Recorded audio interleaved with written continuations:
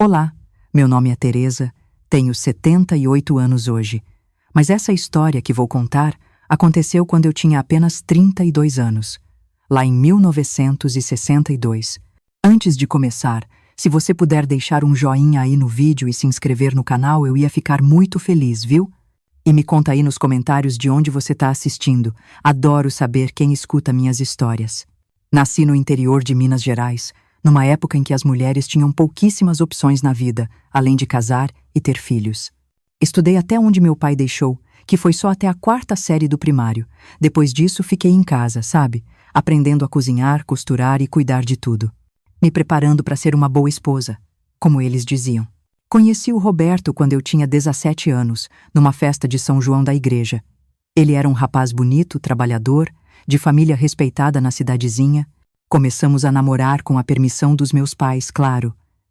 Sempre com muito respeito. Ele vinha conversar comigo na sala de casa, sob os olhos atentos da minha mãe. Depois de 2 anos, ficamos noivos e nos casamos. Uma cerimônia simples na igreja matriz. Eu tinha 19 anos e sonhava com uma vida feliz ao lado dele. Tivemos nossos filhos logo em seguida. Primeiro o Lucas, depois a Júlia e, por último, o Tiago. 3 crianças lindas que eram a minha alegria. O Roberto trabalhava no banco da cidade, era gerente, um homem respeitado. Eu cuidava da casa e das crianças. Para quem olhava de fora, nós éramos a família perfeita. E por muitos anos, eu acreditei nisso também. Meu irmão Ricardo era mais novo que eu, 5 anos de diferença. Ele sempre foi muito próximo da gente. Solteiro, morava na mesma cidade e vinha jantar em casa pelo menos 2 vezes por semana. Era padrinho do meu filho mais novo, sabe? Dava presentes para as crianças, ajudava quando a gente precisava de alguma coisa. Roberto e Ricardo se davam muito bem. Saíam juntos às vezes para pescar ou para jogar baralho com os amigos. Eu nunca desconfiei de nada. Foi num domingo de abril de 1962. As crianças estavam na casa da minha mãe, passando o dia. O Roberto tinha saído para resolver umas coisas do banco. Algo sobre uns documentos importantes que ele precisava revisar antes da segunda-feira. Eu aproveitei para dar uma geral no nosso quarto, limpar os armários, botar as coisas em ordem. No fundo do guarda-roupa, onde o Roberto guardava os documentos dele, encontrei uma caixa de charutos antiga. Achei estranho, porque ele não fumava charuto. Abri a caixa por curiosidade e, nossa, encontrei várias cartas, amarradas com um barbante fininho. Eu não sou de mexer nas coisas dele, sabe? Mas alguma coisa me disse que eu deveria olhar. A letra era familiar demais. A primeira carta que eu abri começava com meu querido e não tinha assinatura no final. Conforme eu fui lendo, minhas mãos começaram a tremer. Era uma carta de amor, falando de encontros secretos, de sentimentos profundos, de desejos. Abri outra, e mais outra, todas no mesmo tom. Na última que eu li, tinha uma referência a um pequeno sinal que meu irmão tinha nas costas, perto do ombro. Meu Deus! Foi como um raio caindo na minha cabeça. Meu marido e meu irmão mantinham um caso há anos, debaixo do meu nariz. Os 2 homens que eu mais amava e confiava no mundo estavam me traindo. Não era só uma infidelidade, era uma mentira que sustentava a nossa vida inteira. As pescarias, os jogos de cartas, as vezes em que o Ricardo levava o Roberto para casa porque ele tinha bebido demais. Tudo fazia sentido agora. Sentei na beira da cama, com as cartas espalhadas no meu colo, e chorei como eu nunca tinha chorado na vida. Não era só o meu casamento que estava destruído, era a minha família inteira. Era o meu irmão, meu próprio sangue. Era a vergonha que ia cair sobre todos nós se aquilo fosse descoberto. Naquela época, um relacionamento assim não era só condenado pela sociedade, era crime. As pessoas iam para a cadeia ou para hospícios por causa disso. As horas passaram, o sol começou a se pôr e eu continuava ali, paralisada. O que eu ia fazer? Como é que eu ia enfrentar o Roberto? Como eu ia olhar para o meu irmão de novo? E meus filhos? O que seria deles crescendo com esse escândalo? Na nossa cidade pequena, eles seriam marcados para sempre. E meus pais, já idosos, eles não iam suportar a vergonha. Ouvi a porta da frente se abrir. O Roberto tinha chegado. Guardei as cartas rapidamente na caixa e coloquei de volta no fundo do guarda-roupa. Lavei o rosto, tentei disfarçar que tinha chorado, mas eu sabia que meus olhos estavam vermelhos e inchados. Quando ele entrou no quarto e me viu, parou na porta. "O que aconteceu, Teresa?" Ele perguntou, com uma expressão preocupada que agora me parecia tão falsa. "Nada", respondi. "Só uma dor de cabeça forte." Aquela noite foi a primeira de muitas em que eu dormi do lado dele, sabendo da verdade, mas fingindo que não sabia. Foi o começo de uma angústia que me acompanhou por anos. Uma ferida que sangrava por dentro, enquanto eu mantinha um sorriso por fora, principalmente para proteger os meus filhos. Nos dias que se seguiram, eu observava os dois com outros olhos. Os olhares, os gestos, os toques que pareciam inocentes. Como eu pude ser tão cega por tanto tempo? A dor era tanta que tinha dias que eu mal conseguia respirar. Eu não tinha ninguém para conversar, ninguém para confiar. Não podia contar para as minhas amigas, para minha mãe, para ninguém da igreja. Eu estava completamente sozinha com o meu sofrimento. E assim começou o período mais difícil da minha vida. Cada dia era uma luta para levantar da cama, para fazer as coisas mais simples, para sorrir para os meus filhos, para não desmoronar na frente de todo mundo. Ninguém podia imaginar a tempestade que estava acontecendo dentro de mim. Dias viraram semanas. E semanas viraram meses que não acabavam nunca. Cada manhã eu acordava com aquele peso no peito, sabe? Como se uma pedra estivesse esmagando meu coração. Preparava o café da manhã para as crianças, arrumava elas para a escola, dava um beijinho na testa e sorria, como se meu mundo não estivesse desabando. Acho que a gente, quando é mãe, desenvolve uma força que nem sabia que tinha. As noites eram as piores. Deitada ao lado do Roberto, ouvindo a respiração tranquila dele, enquanto ele dormia sem culpa nenhuma, eu me perguntava como um homem conseguia viver tantos anos numa mentira. Às vezes eu ficava acordada até o amanhecer, repassando nossa história, tentando achar os sinais que eu não vi, tentando entender quando tudo começou. Será que nosso casamento inteiro tinha sido uma farsa? Será que ele jamais me amou de verdade? Em julho de 1962, meu irmão Ricardo anunciou que ia se mudar para São Paulo. Disse que tinha conseguido um emprego melhor lá, uma oportunidade que não podia recusar. Todo mundo na família ficou surpreso, mas apoiaram. Só eu sabia o verdadeiro motivo. Nas semanas anteriores, eu tinha começado a tratar ele com uma frieza que não era minha. Eu não conseguia olhar nos olhos dele sem sentir uma mistura de raiva e tristeza. Ele deve ter percebido que a casa caiu e decidiu se afastar. No dia da despedida, enquanto a família toda se reunia para um almoço, eu observei como o Roberto mal conseguia esconder a tristeza. Vi os olhares discretos que eles trocavam quando achavam que ninguém estava vendo. Minha mãe comentou que eu estava quieta demais. E eu menti, dizendo que era só dor de cabeça. Era mais fácil fingir uma dor no corpo do que explicar a dor da alma. Depois que o Ricardo foi embora, eu notei a mudança no Roberto. Ele começou a chegar mais tarde do trabalho, muitas vezes cheirando a bebida.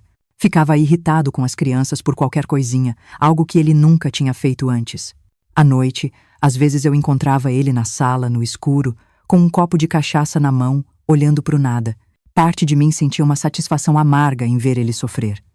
Outra parte, por incrível que pareça, queria consolar, queria dizer que entendia a dor dele. É estranho como o amor e o ódio podem se misturar desse jeito, né? As crianças começaram a perceber que algo estava errado. O Lucas, o mais velho, com 12 anos na época, me perguntou uma vez por que o pai estava sempre bravo, se ele tinha feito alguma coisa errada. A Júlia, com 10, começou a ter pesadelos. E o pequeno Tiago, com apenas 7 aninhos, ficava cada vez mais quieto, como se tentasse se fazer invisível para não incomodar. E isso partiu meu coração. Meus filhos estavam sofrendo e eu não sabia o que fazer. Em setembro daquele mesmo ano, recebi uma carta do Ricardo. Abri com as mãos tremendo, sem saber o que esperar. Era uma carta curta, formal, perguntando como estávamos todos, contando por cima sobre a vida dele em São Paulo. No final, tinha um pedido. Cuide bem de todos, especialmente do Roberto. Ele precisa mais de você do que você imagina. Aquelas palavras me atingiram como um tapa na cara. Meu próprio irmão, que traiu minha confiança da pior maneira possível, ainda tinha a audácia de me pedir para cuidar do homem que ele amava. Rasguei a carta em 1000 pedaços e joguei na lareira acesa. O outono de 1962 trouxe uma epidemia de gripe para a cidade. A Júlia foi a primeira a adoecer, com febre alta e tosse. Logo depois, o Tiago também caiu de cama. Passei noites em claro cuidando deles, colocando compressas frias nas testinhas, dando os remédios que o médico receitou. O Roberto, nessa época, parecia um fantasma dentro de casa. Ia trabalhar, voltava, comia pouco, bebia muito. Mal interagia com as crianças, mesmo elas doentes. Numa dessas noites, enquanto eu velava o sono febril da Júlia, me dei conta de uma verdade dolorosa. Eu estava completamente sozinha. O homem que prometeu estar ao meu lado na saúde e na doença tinha se tornado um estranho na nossa própria casa. Minha família de origem estava a quilômetros de distância, e eu não podia nem contar a verdade para eles. As amigas que eu tinha eram mais conhecidas de igreja do que confidentes de verdade. Se algo acontecesse comigo, quem cuidaria dos meus filhos? Esse pensamento me despertou de um jeito que nada antes tinha conseguido. Eu percebi que não podia continuar assim, consumida pela dor e pela raiva, apenas existindo e não vivendo. Meus filhos precisavam de mais do que uma mãe fantasma. Eles precisavam de alguém forte. Alguém que os guiasse, que lhes desse segurança num mundo que, para eles, começava a parecer instável. Foi então que comecei a planejar em segredo a minha independência. Eu não sabia exatamente como seria, porque naquela época, mulher separada era vista como fracassada, como vergonha para a família. O divórcio nem era legal no Brasil ainda. Mas alguma coisa dentro de mim tinha despertado, uma força que eu não sabia que possuía. Comecei guardando uns trocados do dinheiro que o Roberto me dava para as despesas da casa. Não era muito, mas era um começo. Também voltei a costurar, algo que eu sempre fiz bem. Começou com pequenos concertos para as vizinhas, depois vestidos simples para crianças. O dinheiro era pouco, mas era meu, conquistado com minhas próprias mãos. Eu escondia as moedas dentro de um pote de farinha vazio no fundo do armário da cozinha. Em novembro, recebi outra carta do Ricardo, dessa vez endereçada para a família toda. Ele anunciava que tinha conhecido uma moça em São Paulo e que estavam noivos, com planos de se casar no ano seguinte. Minha mãe ficou radiante com a notícia, meu pai, orgulhoso. Durante o jantar, comentaram como o Ricardo finalmente tinha assentado a cabeça, encontrado uma boa moça para formar família. Eu olhei para o Roberto durante essa conversa. Ele mal tocou na comida, com os olhos fixos no prato. Quando nossos olhares se cruzaram por um instante, eu vi uma coisa que nunca tinha visto antes, um pedido silencioso de perdão. Naquela noite, pela primeira vez em meses, eu chorei não de raiva ou tristeza, mas de pura exaustão emocional. Eu estava cansada de carregar aquele segredo. Cansada de fingir, cansada de odiar. O Natal de 1962 foi um verdadeiro teatro para mim. Preparei a ceia tradicional, decorei a casa, comprei presentes simples para as crianças. Tentei criar memórias felizes para elas, mesmo que por dentro eu estivesse em pedaços. Meus pais vieram passar a data com a gente e comentaram mais de uma vez como o Roberto parecia abatido, se ele estava doente. É só cansaço do trabalho, eu respondia, protegendo um segredo que não era meu, mas que me consumia. Na virada do ano, enquanto todo mundo brindava e desejava um feliz 1963, eu fiz uma promessa silenciosa para mim mesma. Aquele seria o ano em que eu tomaria as rédeas da minha vida de novo. Eu não sabia como. Não sabia quando exatamente. Mas eu sabia que as coisas não podiam continuar daquele jeito. Janeiro trouxe chuvas fortes e um calorão de abafar. As crianças estavam de férias da escola e a casa cheia delas e dos amigos me mantinha ocupada. Era um alívio, na verdade. Não ter tempo para pensar, para sentir. Eu lavava roupas, preparava lanches, limpava joelhos ralados, apartava briguinhas de criança. À noite, eu caía na cama exausta, dormindo antes mesmo do Roberto chegar em casa.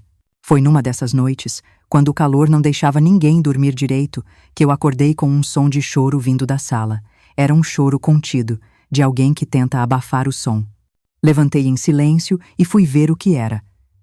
Encontrei o Roberto sentado no sofá, no escuro, com um retrato da nossa família nas mãos, chorando como uma criança. Fiquei parada na porta, sem saber o que fazer. Uma parte de mim queria virar as costas e fingir que não vi nada. Outra parte, aquela que ainda se lembrava dos nossos anos felizes, do pai dedicado que ele foi um dia, queria ir até ele e colocar a mão no ombro dele. Entre que pudesse décider, elle me vit. Nossos olhos se encontraram na penumbra e, caramba, houve um momento de reconhecimento mútuo, de dor compartilhada. Teresa, ele disse, meu nome saindo como uma súplica. Oisai, respondi, simplesmente. Oisai de tudo. Foi como se uma represa tivesse se rompido. As palavras que eu guardei por meses finalmente saíram. Contei a ele sobre as cartas, sobre como me senti traída. Não só pela infidelidade, mas pela mentira que sustentava a nossa vida. Falei da dor de ver meu próprio irmão, sangue do meu sangue, me enganando, da solidão que eu senti, do medo pelo futuro dos nossos filhos. Falei até minha voz ficar rouca, até não ter mais lágrimas para derramar. Roberto ouviu tudo em silêncio, a cabeça baixa, os ombros caídos. Quando finalmente falou, sua voz estava carregada de um cansaço que parecia vir da alma. Eu nunca quis te machucar, ele disse. Mas eu também não sabia como ser quem eu realmente sou. Não nesse mundo. Não nessa época. Aquela madrugada de janeiro de 1963 foi o momento em que tudo mudou para nós. Depois de meses carregando aquele segredo como uma pedra no peito, finalmente eu botei tudo para fora. E ali, sentados na penumbra da nossa sala, com aquele calorão da noite e o som dos grilos lá fora, Roberto e eu tivemos a conversa mais honesta das nossas vidas. Ele me contou como sempre se sentiu diferente, desde menino. Como tentou lutar contra esses sentimentos por anos. Como acreditou de verdade que se casasse e formasse uma família poderia mudar quem era. Disse que me amava de verdade, à sua maneira, que admirava a mãe que eu era, que nunca fingiu o carinho que tinha por nossos filhos. E então, ele me falou sobre o Ricardo, como eles se aproximaram depois do nosso casamento, como aquela amizade se transformou em algo mais, algo que nem eles mesmos sabiam nomear direito. O Ricardo decidiu ir embora porque não aguentava mais viver na mentira. Ele me explicou. E aquele noivado em São Paulo? É só fachada. Ele achou que seria mais fácil assim para todo mundo. Senti uma dor aguda no peito ao ouvir aquilo. Meu irmão continuava vivendo numa mentira, só que agora envolvendo uma moça inocente. O ciclo de enganos parecia não ter fim. Ficamos conversando até o sol raiar. Não eram só palavras. Era como se a gente estivesse finalmente se vendo de verdade, depois de anos olhando só para versões distorcidas um do outro. Quando os primeiros raios de sol entraram pela janela, eu já tinha tomado minha decisão. Não podemos continuar assim, eu disse para ele. Não por mim, não por você, mas pelas crianças. Elas merecem pais que não vivam numa mentira, mesmo que o mundo lá fora não esteja pronto para entender. Roberto me olhou com uma mistura de medo e alívio. O que você está sugerindo, Teresa? Vamos nos separar. Respondi com uma firmeza que nem eu sabia que tinha. Não do jeito tradicional, com briga e acusação. Vamos dar um jeitinho de fazer isso com dignidade.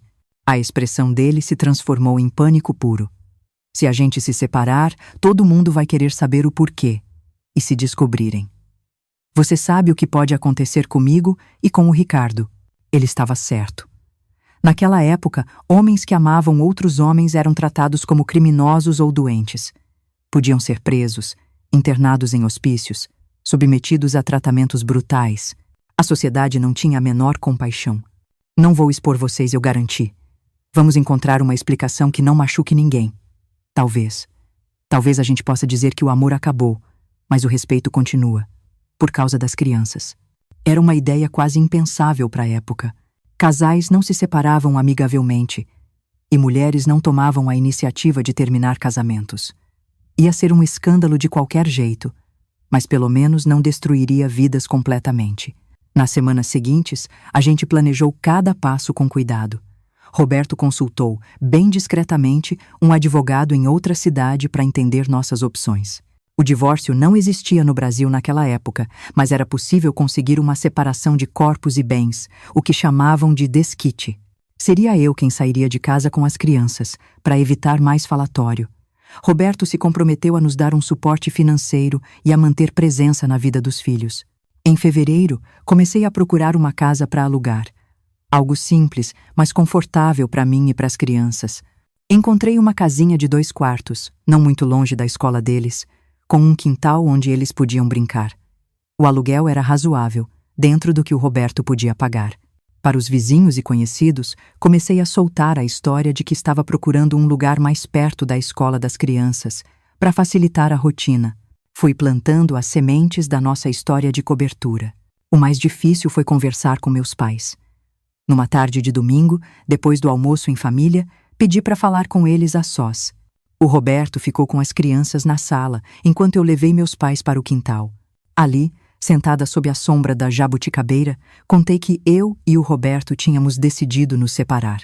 Minha mãe começou a chorar na hora. Meu pai ficou em silêncio por um longo tempo, o rosto vermelho de raiva.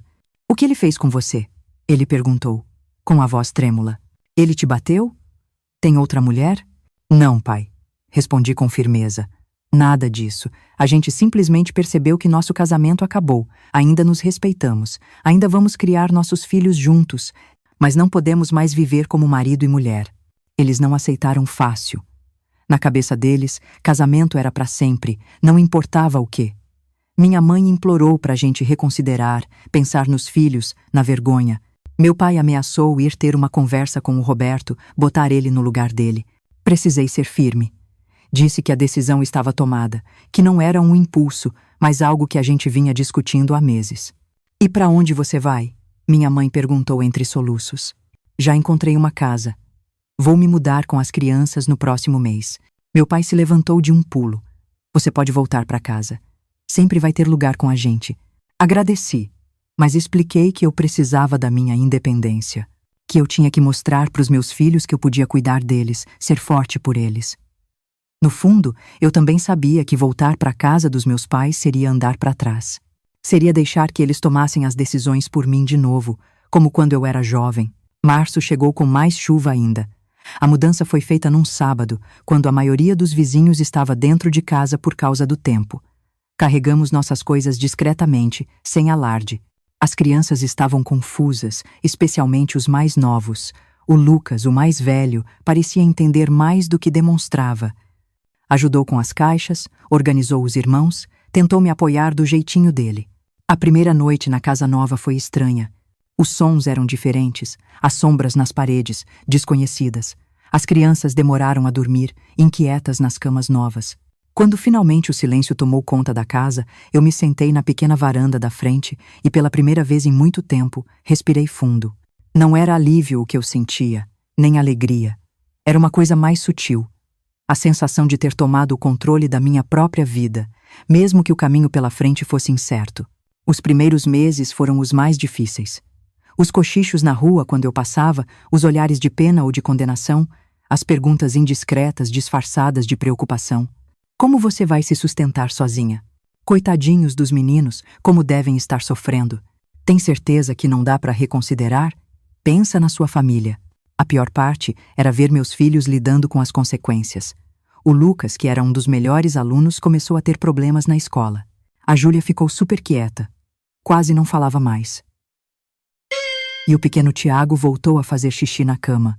Uma coisa que ele já tinha superado há anos. Roberto vinha visitar regularmente. Jantava com a gente aos domingos, levava as crianças para passear. Para o mundo lá fora, éramos um exemplo raro de separação civilizada.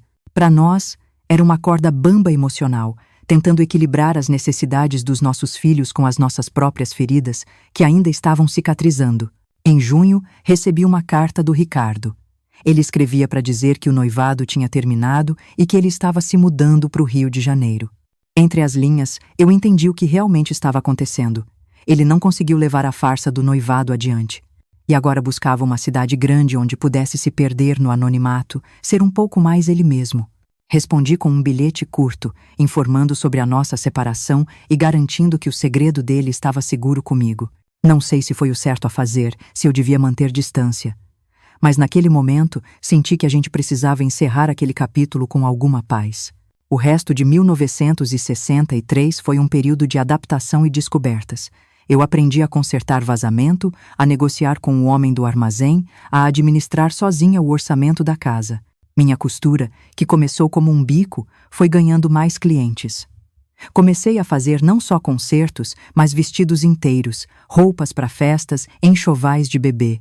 Aos poucos, o círculo de fofocas foi diminuindo. Outras histórias tomaram o nosso lugar nos burburinhos da cidade. As crianças, com aquela capacidade incrível de se adaptar, começaram a se sentir mais à vontade na nova realidade. Nossa rotina achou um ritmo, nossos dias ganharam uma previsibilidade que trazia conforto. Em dezembro, quando as festas de fim de ano chegaram, tive outro momento difícil. Como seria o Natal agora? O Roberto deveria passar com a gente?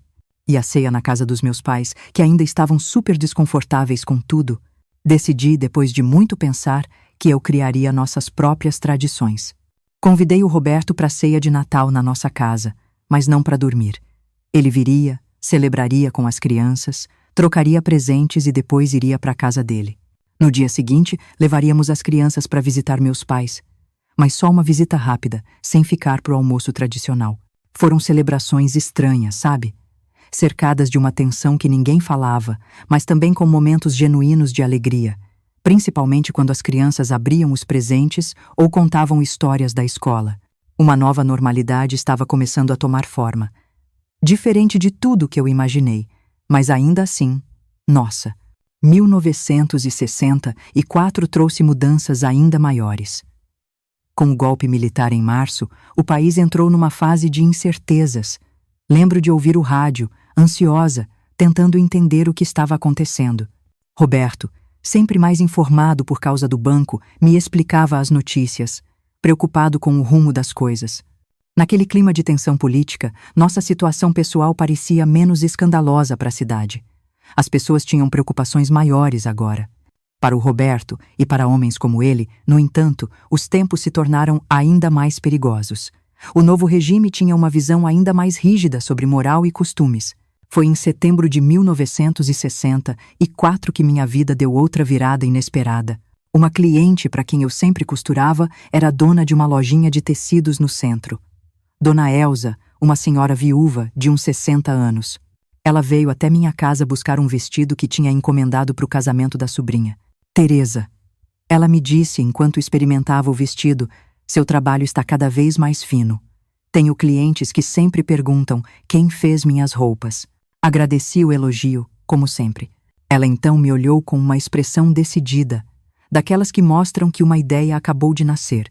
Estou pensando em me aposentar. Quero vender a loja e passar mais tempo com meus netos em Belo Horizonte. Você não gostaria de comprar meu ponto? A proposta me pegou de surpresa. Comprar uma loja? Eu?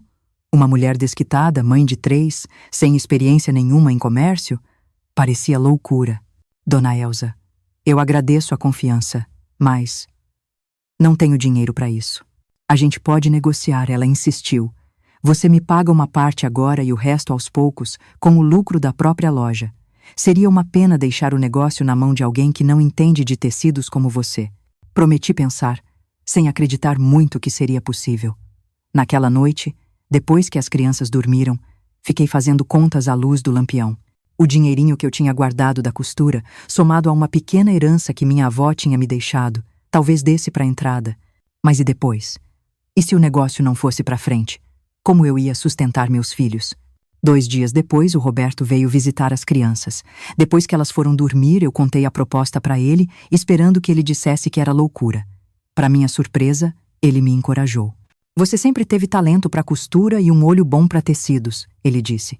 E como gerente do banco, posso te dizer que o negócio da Dona Elza é sólido. Ela sempre foi muito organizada com as finanças. Mas, Roberto, e se eu fracassar?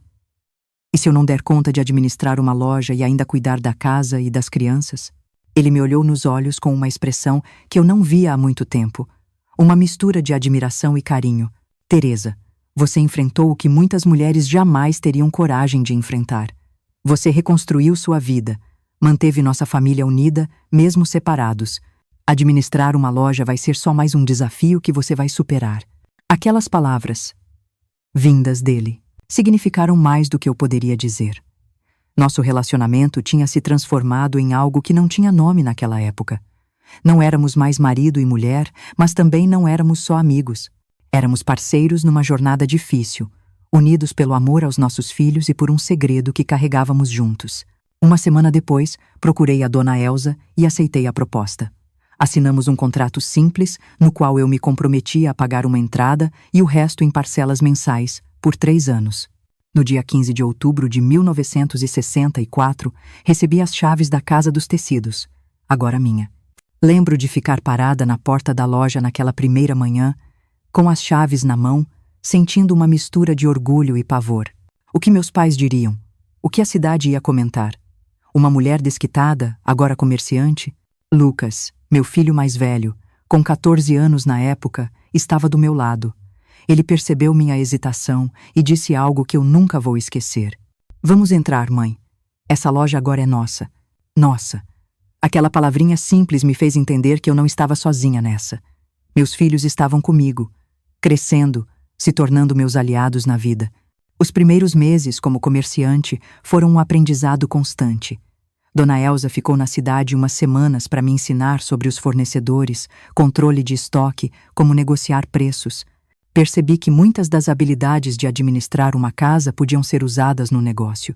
Organização, economia, planejamento. Júlia e Tiago vinham para a loja depois da escola. Faziam a lição de casa num cantinho que eu preparei para eles. O Lucas, já adolescente, começou a me ajudar nos fins de semana, mostrando um talento natural para lidar com números. A loja virou uma extensão da nossa casa. Um espaço onde a gente crescia junto, não só como família, mas como pequenos empreendedores. Para minha surpresa, o negócio prosperou. A cidade estava crescendo, e com isso, a procura por tecidos bons e aviamentos de qualidade. Além de vender, comecei a oferecer uns cursinhos de costura nos fundos da loja. Mulheres de todas as idades vinham aprender, desde mocinhas preparando o enxoval até senhoras querendo fazer roupas para os netos. Em 1965, com o negócio já firme, criei coragem para outra ideia. Um pequeno ateliê anexo à loja, onde eu e 2 costureiras que contratei fazíamos roupas sob medida, vestidos de formatura, de festa, de casamento. O boca a boca fez nosso ateliê ficar conhecido não só na nossa cidade, mas nas vizinhas também. Foi nessa época que recebi notícias do Ricardo de novo. Uma carta curta do Rio de Janeiro, contando que estava trabalhando como contador numa empresa de importação, que tinha um apartamento pequeno, mas confortável em Copacabana. Entre as linhas, eu entendi que ele tinha achado um lugar onde podia viver mais livremente, longe dos olhares da cidade pequena. Ele convidou as crianças para visitá-lo nas férias, o que me pareceu um gesto genuíno de querer manter os laços. Depois de conversar com o Roberto, decidimos deixar o Lucas, já com 15 anos, ir passar 2 semanas com o tio no Rio. Foi a primeira vez que meu filho viajou sozinho. Confesso que fiquei com o coração na mão todos os dias. Quando ele voltou, veio cheio de histórias sobre a cidade grande, as praias, os lugares que o Ricardo o levou para conhecer. Também notei uma maturidade nova nele, como se a viagem tivesse aberto seus horizontes. Em 1966, senti que finalmente tínhamos encontrado nosso equilíbrio. A loja ia bem. As crianças estavam adaptadas e até meus pais, que no começo foram tão contra a separação, começaram a demonstrar orgulho do meu novo papel de comerciante. Minha mãe, às vezes, vinha me ajudar na loja quando o movimento apertava. E meu pai, embora nunca tenha dito com todas as letras, mostrava seu apoio trazendo presentinhos para os netos, perguntando do negócio. Roberto continuava presente na vida das crianças. Jantava com a gente toda semana, participava dos eventos da escola, sendo o pai que sempre foi. Para a cidade, éramos um caso raro. Para nós, éramos uma família que se redefiniu em seus próprios termos, unidos por laços que iam além do que era comum. Aquele também foi o ano em que, pela primeira vez desde a separação, eu tive coragem de pensar em mim não só como mãe ou comerciante, mas como mulher. Aos 36 anos, percebi que ainda tinha uma vida inteira pela frente. Comecei a me cuidar mais, a usar as roupas bonitas que eu mesma fazia, a participar mais da vida social da cidade. Não para achar outro marido, como muitos pensavam, mas para viver plenamente, sem me esconder. Lembro de uma festa beneficente da igreja, onde fui com minhas melhores amigas, aquelas poucas que ficaram do meu lado. Eu dancei, ri, conversei. Uma senhora mais velha se aproximou e disse: "Nossa, como você está radiante, Teresa." A liberdade lhe caiu bem. Aquelas palavras confirmaram o que eu já sentia. Eu tinha encontrado uma força que provavelmente nunca teria descoberto se minha vida tivesse seguido o curso que eu planejei na juventude. O ano de 1967 marcou uma nova fase. Meu filho Lucas estava terminando o colegial e falava em prestar vestibular para engenharia no Rio de Janeiro. Aquilo me encheu de orgulho e medo. Orgulho por ver meu filho sonhando alto, querendo um diploma, algo que eu nunca pude ter. Medo porque significava que ele sairia de casa, iria para longe, para aquela cidade enorme que eu só conhecia de ouvir falar. Mãe, posso ficar na casa do tio Ricardo enquanto estudo para o vestibular? Ele sugeriu num jantar. Roberto, que estava com a gente, trocou um olhar rápido comigo. Aquele era um assunto delicado. Depois que as crianças foram dormir, conversei a sós com o Roberto. Você acha seguro? O Lucas morando com o Ricardo? Ele suspirou fundo antes de responder. Teresa, nosso filho já não é mais criança. E o Ricardo, apesar de tudo, sempre foi um bom tio. Além disso, talvez seja a hora da gente fazer as pazes de verdade com o passado. Percebi que Roberto e Ricardo tinham mantido contato ao longo dos anos, provavelmente por cartas. Não perguntei detalhes. Algumas coisas era melhor não saber, mas concordei que era a hora de olhar para frente. No começo de 1968, acompanhei o Lucas até a rodoviária. Ele ia para o Rio. Ia ficar com o Ricardo por alguns meses enquanto se preparava para as provas. Meu coração estava apertado, mas tentei não demonstrar. Arrumei sua mala com todo o cuidado. Coloquei uns doces que ele adorava, costurei um tercinho no bolso de dentro da jaqueta, não por religião, mas como um símbolo de proteção de mãe. Sabe? Escreva sempre que puder. Eu pedi, segurando as lágrimas. E se precisar de qualquer coisa, qualquer coisa. Eu sei, mãe. Ele sorriu, já com aquela confiança de rapaz. Vou deixar vocês orgulhosos. Ver o ônibus partir naquela manhã foi uma das coisas mais difíceis da minha vida. Parecia que um pedaço de mim estava indo embora também. A Júlia, então com 16 anos, segurou minha mão com força. Ele vai ficar bem, mãe. O Lucas sempre foi o mais esperto de nós. As primeiras cartas do Lucas chegaram cheias de entusiasmo. Contava da cidade grande, de como o tio Ricardo estava ajudando com os estudos, dos amigos que estava fazendo no cursinho. Eu lia cada palavra com avidez, tentando imaginar a vida nova do meu filho. Em março, recebi uma carta diferente. Não era do Lucas, mas do Ricardo. Hesitei antes de abrir, sentindo um nó no estômago. Dentro, uma carta curta, mas que mudaria tudo de novo. Querida irmã, ele começava. Sei que nossas relações estão distantes há anos e entendo seus motivos, mas ter o Lucas aqui me fez perceber o quanto sinto falta da nossa família. Seu filho é um jovem extraordinário e vejo tanto de você nele. A determinação, a inteligência, a bondade. Ele me fala sobre como você transformou sua vida, como construiu um negócio do zero, como educou 3 crianças sozinha. Estou profundamente orgulhoso de você, Teresa, e profundamente arrependido pelo sofrimento que causei. Não espero seu perdão. Só gostaria que soubesse que as portas da minha casa estarão sempre abertas para você, assim como estão para seus filhos. Eu li e reli aquela carta várias vezes. Sentimentos conflitantes me invadiram. Raiva antiga, tristeza e uma pontinha de saudade do meu irmão mais novo, aquele que eu ensinei a andar, que eu defendi nas brigas de rua. Em maio, recebi a notícia de que o Lucas tinha passado no vestibular. A felicidade foi tão grande que ofuscou qualquer outra coisa. Meu filho seria engenheiro. O menino, nascido numa cidadezinha do interior, filho de uma mulher desquitada, conquistou uma vaga numa das melhores universidades do país. Fizemos uma festinha em casa para comemorar, com bolo e guaraná para os amigos. Roberto parecia transbordar de orgulho. Quando a festa acabou, enquanto a gente arrumava a bagunça, o Roberto me perguntou: "Você vai ao Rio para a matrícula dele?"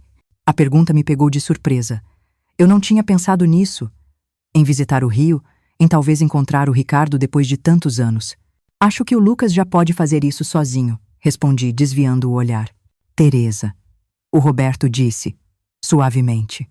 Quanto tempo mais vamos carregar mágoas do passado? Nossos filhos estão crescendo, seguindo seus caminhos. Não seria a hora de fazermos o mesmo? Aquelas palavras ficaram na minha cabeça por dias. Percebi que, apesar de toda a reconstrução da minha vida, ainda havia um cantinho escuro dentro de mim, onde eu guardava ressentimentos. Não só contra o Ricardo e o Roberto, mas contra a vida que me foi negada, contra as mentiras que tive que suportar. Em julho, tomei minha decisão. Eu viajaria ao Rio para a matrícula do Lucas e sim, eu encontraria meu irmão. Não pela reconciliação, mas para colocar um ponto final naquela história. Para me libertar. A viagem foi longa. Eu nunca tinha saído de Minas antes e tudo no Rio me impressionava. Os prédios altos, o mar que parecia não ter fim, aquele monte de gente nas ruas. Lucas me esperava na rodoviária, mais alto, mais magro, já com aquele ar de quem está achando seu lugar no mundo. O apartamento do Ricardo ficava num prédio antigo, mas elegante em Copacabana, a 2 quadras da praia. Subimos de elevador até o 8º andar, meu coração batendo tão forte que achei que o Lucas podia ouvir. Quando a porta se abriu, lá estava ele, meu irmão caçula. Agora um homem de quase 40 anos, com fios de cabelo branco e uma expressão de medo no rosto. Teresa, ele disse, a voz embargada. Você veio. Não teve abraço nem lágrima. Só um silêncio pesado carregado de décadas de palavras não ditas. Paulo, percebendo a tensão, disse que ia levar a Júlia e o Tiago, que vieram comigo para conhecer a praia. Ficamos sozinhos, Ricardo e eu, pela primeira vez em muitos anos. Seu apartamento é bonito, comentei, sem saber como começar. Obrigado. Não é grande, mas tem vista para o mar. De manhã, a paisagem é linda. Falamos de amenidades por alguns minutos. O tempo, a viagem, a cidade. Então, de repente, ele disse: eu sinto muito, Teresa. Por tudo, pelo sofrimento que eu causei a você, às crianças. Senti o nó se formando na minha garganta. Tantas vezes eu imaginei esse momento, ensaiei tantas respostas, mas ali, cara a cara com meu irmão, eu vi apenas um homem cansado, carregando os próprios fardos. Por que, Ricardo? Por que você não confiou em mim desde o começo? Ele balançou a cabeça, os olhos cheios d'água, porque nem eu mesmo entendia o que estava acontecendo. A gente cresceu ouvindo que homens como eu eram doentes, pecadores, criminosos. Eu tentei lutar contra isso por anos. Quando conheci o Roberto através de você, foi como se finalmente eu encontrasse alguém que me entendia. Sentamos na varandinha do apartamento, com a brisa do mar no rosto, e conversamos como não fazíamos desde crianças. Ele me contou da vida no Rio, de como achou uma comunidade onde podia ser ele mesmo. Eu contei da loja, de como refiz minha vida, dos desafios de criar os filhos sozinha. Quando os meninos voltaram, cansados e felizes da praia, encontraram a gente rindo de histórias da infância, dividindo uma garrafa de vinho. Não era um perdão completo. Algumas feridas são profundas demais, mas era um começo. Os dias que passei no Rio foram uma cura. Ajudei o Lucas com a matrícula, conheci a universidade dele, visitei as praias com os outros filhos. O Ricardo foi um guia paciente. Na véspera da nossa partida, ele me levou para caminhar na praia ao entardecer. Tá vendo aquela linha no horizonte, onde o céu encontra o mar? Ele perguntou. Durante anos, pensei que algumas distâncias nunca poderiam ser atravessadas. Agora sei que estava errado. Quando voltei para Minas, alguma coisa tinha mudado dentro de mim. Era como se um peso tivesse saído das minhas costas. Pela primeira vez em anos, senti que podia respirar completamente. 1969 chegou. Maria, minha filha, decidiu que queria estudar letras em Belo Horizonte. A loja continuava prosperando. Contratei mais 2 costureiras. As mulheres da cidade que antes me criticavam, agora vinham pedir conselhos sobre negócios, sobre conciliar trabalho e família. Roberto se tornou uma presença cada vez mais constante em nossas vidas. Não como o pai dos meus filhos, mas como um amigo, um confidente. Nosso relacionamento evoluiu para algo que não tinha nome na época. Não éramos um casal, mas também não éramos só ex-marido e mulher. Em setembro, recebi um telefonema do Rio. Era o Lucas, com a voz embargada. Mãe, o tio Ricardo tá no hospital. Foi um ataque cardíaco. Os médicos dizem que é grave. Peguei o primeiro ônibus que pude. Encontrei meu irmão numa cama de hospital, pálido, frágil, cheio de tubos. Lucas estava ao lado dele, segurando sua mão. Passei a noite inteira ali. De madrugada, ele abriu os olhos, me reconheceu e tentou sorrir. Minha irmã, sussurrou antes de dormir de novo. Ele sobreviveu, graças a Deus, mas o susto foi grande. Os médicos disseram que ele precisaria de cuidados contínuos, de alguém por perto. Vem para casa, eu disse a ele, sem pensar 2 vezes. Tenho espaço. Posso cuidar de você. E foi assim que, no início de 1970, Ricardo voltou para nossa cidade natal como meu hóspede. A princípio, teve cochicho, claro. A irmã desquitada agora morava com o irmão solteirão. Mas logo, as línguas ferinas acharam outro assunto. Roberto, que no começo parecia receoso com a volta do Ricardo, logo entrou na rotina de visitas. Aos domingos, jantávamos todos juntos. Eu, o Tiago, que ainda morava em casa, o Ricardo e o Roberto. Uma família estranha aos olhos de fora, mas que para nós funcionava perfeitamente.